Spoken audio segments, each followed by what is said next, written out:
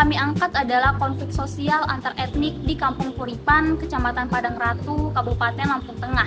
Berdasarkan buku karya Suhairi dan kawan-kawan yang berjudul Konflik Sosial di Lampung Tengah, Akar Genealogis Identitas Sosial dan Penanganannya, yang diterbitkan pada tahun 2020. Presentasi kami ini terdiri dari 7 pokok bahasan, mulai dari deskripsi kasus, tipologi konflik, sumber konflik, pohon konflik, dan analisis posisi dan juga kebutuhan, dinamika konflik, hingga rekomendasi resolusi. Mari kita mulai dari pokok bahasan pertama, yaitu deskripsi kasus dan latar belakang konflik. Konflik yang kami analisis ini adalah ketegangan sosial antar etnik antara suku Lampung sebagai penduduk pribumi dan suku Jawa sebagai pendatang di Kampung Kuripan.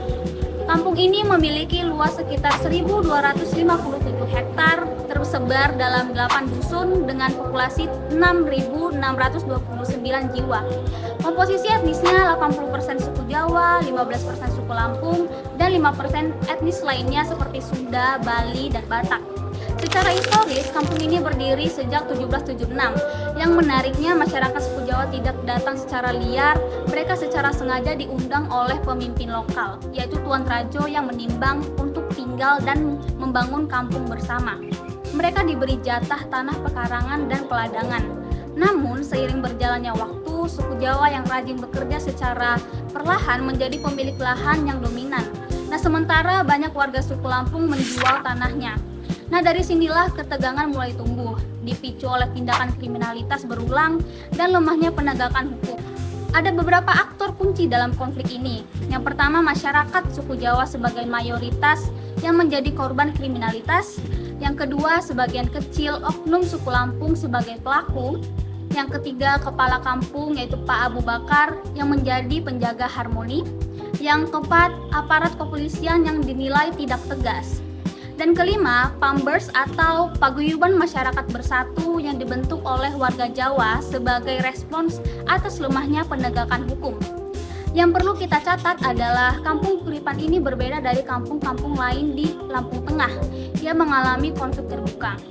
Di Kusumadadi tahun 2011 dan Tanjung Harapan tahun 2014 terjadi pembakaran ratusan rumah. Kuripan relatif aman dan ini terutama berkat kepemimpinan Pak Abu Bakar yang menjabat selama 33 tahun lebih.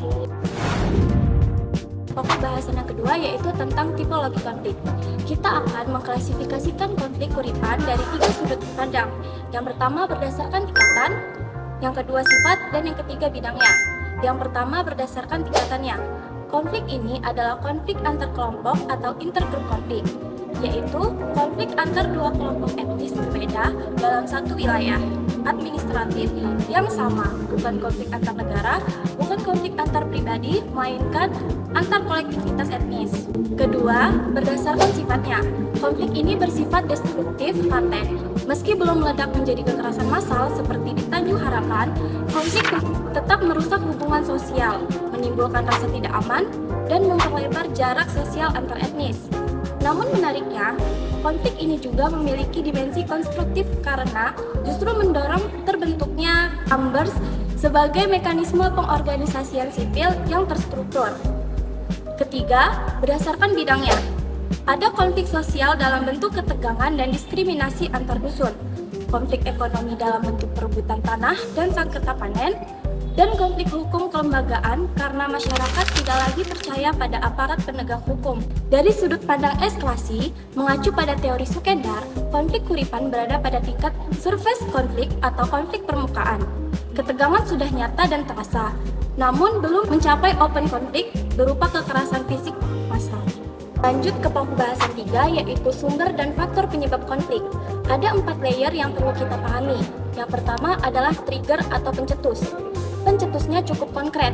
Tindakan kriminalitas berulang oleh oknum suku Lampung, mulai dari pencurian ayam, beras, HP, hingga motor. Ada juga gangguan panen memanen padi milik warga Jawa tanpa izin. Ditambah sengketa lahan di mana tanah yang sudah dijual diklaim kembali. Yang kedua adalah root causes atau penyebab dasar. Pertama, lemahnya penegakan hukum. Pelaku yang diserahkan ke polisi, keesokan harinya sudah bebas tanpa proses yang jelas. Kedua, pergeseran penguasaan lahan, di mana banyak suku warga Lampung menjual tanahnya karena tekanan ekonomi dan kebutuhan biaya adat. Yang ketiga, tuntutan prosesi adat suku Lampung yang sangat mahal. Upacara Begawi Cakap Bepadun bisa membutuhkan dana puluhan juta rupiah, sehingga mendorong penjualan aset tanah secara impulsif. Keempat, perbedaan etos kerja.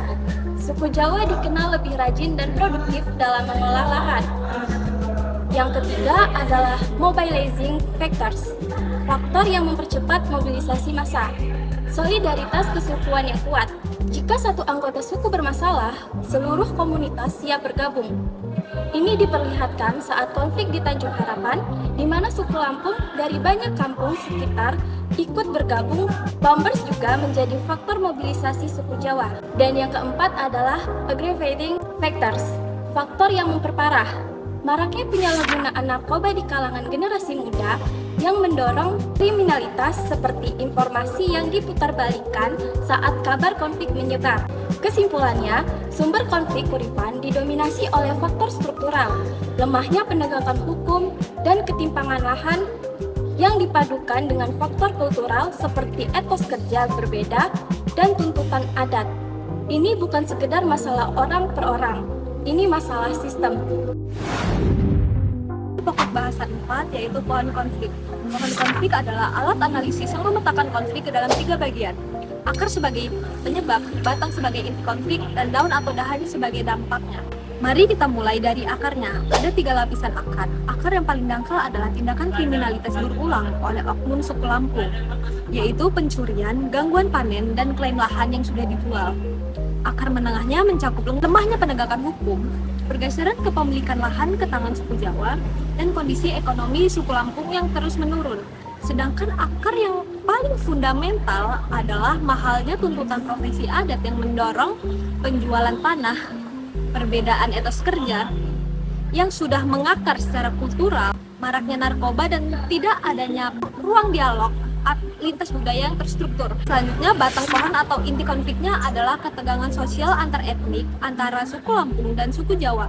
Akibatnya, kriminalitas yang dibiarkan, sengketa lahan, dan kecemburuan ekonomi yang sangat mengakar. Dan selanjutnya yaitu daunnya atau dampak yang sudah kita rasakan adalah rasa tidak aman secara psikologis bagi warga Jawa, sengketa panen dan tanah yang berulang tanpa penyelesaian tuntas. Lalu terbentuknya Bombers atau sebagai bentuk solidaritas defensif potensi konflik massa yang bisa meledak kapan saja. Dan yang paling fundamental adalah kemerosotan kepercayaan masyarakat terhadap negara dan aparat hukum. Lanjut ke pokok bahasan 5. Di sini kita akan menggunakan analogi bawang atau onion analogi untuk memetakan 2 pihak utama yang berkonflik. Bayangkan sebuah bawang yang berlapis. Lapisan paling luar adalah posisi apa yang mereka tuntut secara publik. Lapisan tengah adalah kepentingan motivasi di balik tuntutan itu. Dan lapisan yang paling dalam adalah kebutuhan dasar yang sesungguhnya mereka cari. Bagi suku Lampung, posisinya adalah mengklaim hak atas tanah yang sudah dijual dan merasa sebagai tuan di kampung sendiri sebagai pribumi. Kepentingannya adalah mempertahankan status sosial sebagai pribumi dan memenuhi kebutuhan ekonomi yang merosot. Sedangkan kebutuhan dasarnya adalah pengakuan identitas dan martabat, serta keamanan ekonomi dan otonomi atas praktik budaya mereka. Bagi suku Jawa, posisinya adalah menuntut keamanan, perlindungan, hukum, dan juga pengakuan hak atas kepemilikan lahan. Kepentingannya adalah hidup aman dan tentram, serta diperlakukan setara di depan hukum. Kebutuhan dasarnya adalah keamanan fisik dari ancaman kriminalitas, pengakuan hak lahan yang diperoleh secara sah, dan kesejahteraan dari hasil kerja keras mereka. Yang menarik dari analisis ini adalah meskipun potensi kedua pihak tampak bertentangan pada lapisan kebutuhannya, terdapat titik temu, yaitu keduanya sama-sama menginginkan keamanan, pengakuan, dan kesejahteraan. Inilah ruang untuk membangun solusi dengan memihak satu pihak, tapi dengan memenuhi kebutuhan dasarnya. Kita mengambil contoh nyata yang sudah ada, yaitu Pak Abu Bakar melakukannya, memberikan pengakuan kepada suku Lampung sebagai pribumi, sekaligus melindungi suku Jawa sebagai warga yang sah. Pokok bahasan 6. dinamika dan fase konflik. Konflik bukanlah sesuatu yang statis, ia bergerak, beresolusi, dan berulang. Mari kita lacak perjalanan konflik Kuripan dari awal hingga kondisi terkini. Dimulai dari fase harmoni saat kampung pertama kali berdiri. Suku Jawa diundang, diberi tanah dan hidup berdampingan dengan suku Lampung. Gotong royong antar dusun berjalan baik. Ini adalah kondisi ideal yang pernah ada. Kemudian bergeser ke fase laten, ketika kesenjangan ekonomi mulai terbentuk. Suku Lampung menjual tanahnya satu persatu, tindakan kriminalitas mulai muncul, namun belum terbuka, masih tersembunyi di bawah permukaan. Lalu memasuki fase sengketa atau surface conflict. Kondisi saat ini, kriminalitas berulang, ketidakpuasan terhadap aparat hukum menguat, dan Pampers dibentuk. Ketegangan sudah terasa nyata dalam kehidupan sehari-hari. Dan ada momen insidental ketika konflik besar meledak di Tanjung Harapan pada 27 November 2014. Efeknya dirasakan hingga Kuripan. Namun Pak Abu Bakar berhasil melindungi warga Jawa sehingga tidak ada korban di Kuripan. Faktor yang mendorong eskalasi konflik ada 4. Yang pertama, kriminalitas yang tidak ditindak tegas menimbulkan akumulasi kekecewaan. 2. Pergeseran kepemilikan lahan memicu kecemburuan ekonomi. 3. Solidaritas kesukuan yang kuat dan mudah dimobilisasi lewat media komunikasi. Serta 4. Maraknya narkoba di kalangan generasi muda. Sebaliknya, deeskalasi di Kuripan berhasil dilakukan berkat 3 faktor. Pertama, kepemimpinan Pak Abu Bakar yang mengayomi semua etnis selama 33 tahun lebih. Tidak berpihak dan aktif melindungi warga Jawa saat konflik di kampung tetangga.